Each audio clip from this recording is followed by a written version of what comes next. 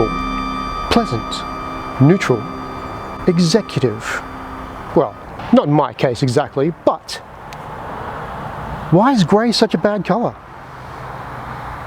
There are 50 shades of it after all, so you've got certainly quite the selection. Welcome back to DAP Build and to my 2018 Abarth 595 competition, or competizione if I want to be exact with regards to the badging, but I'm not Italian, so there we are. This is now my new daily, and it is replacing something of similar portion, but this is on another level of its own. These are such a wild little car, and I am blown away in the 3 weeks that I've actually had this thing, just how good it is. It is the case sometimes you need to experience something in order to truly appreciate it. This is absolutely one of those things.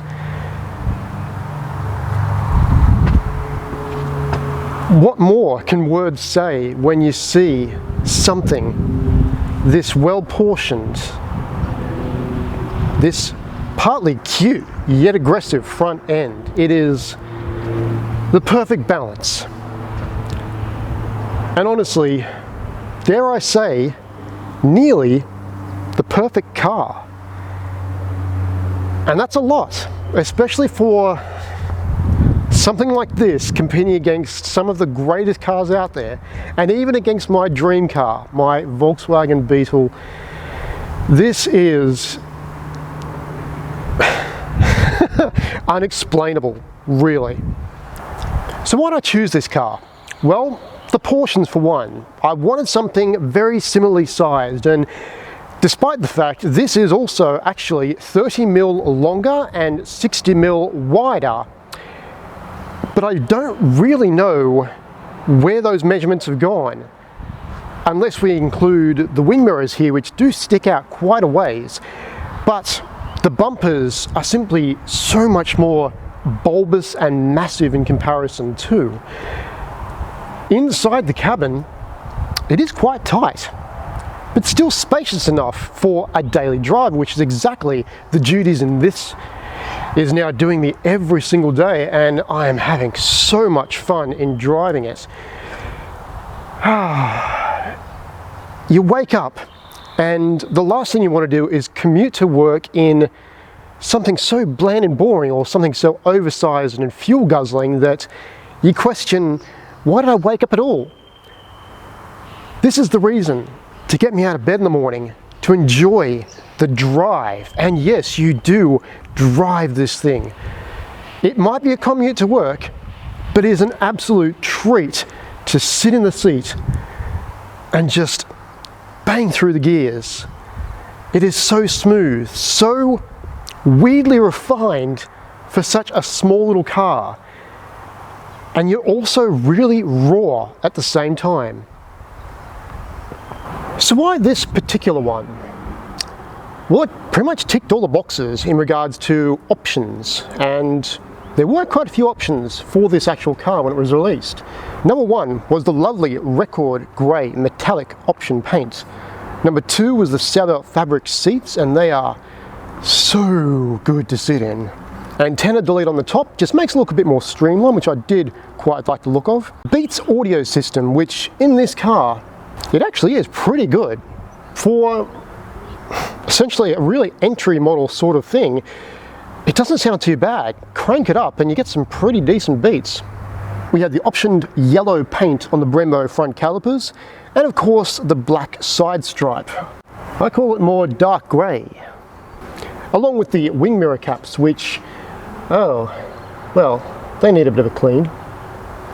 Anyways, the only thing this really did miss off the options list was the wheels, and unfortunately, if you're like me, I can't look at these wheels too long. The OCD starts to kick in real bad, and if you look and you're like me, you'll see why.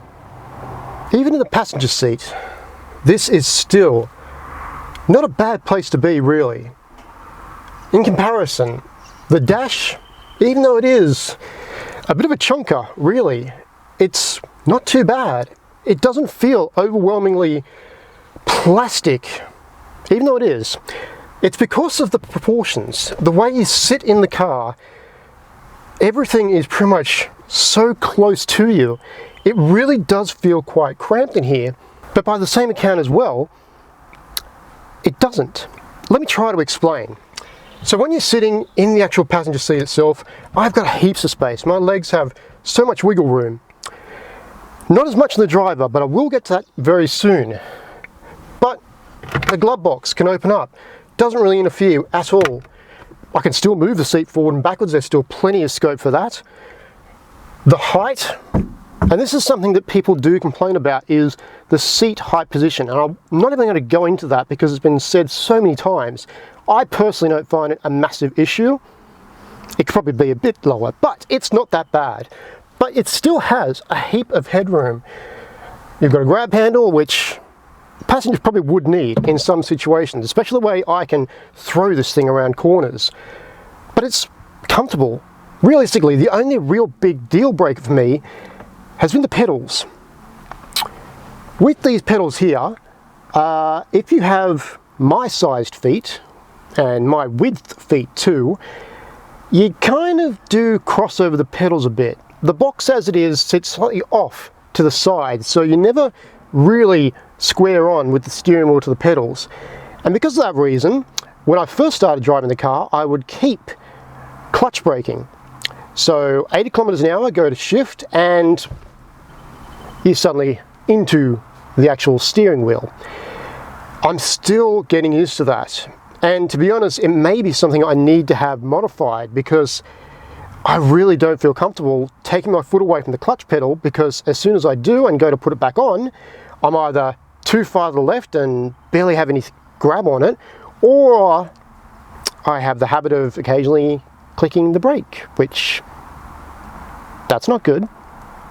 But most what this car is really about, it's all down to the driver's seat here. Everything is at a hand's reach.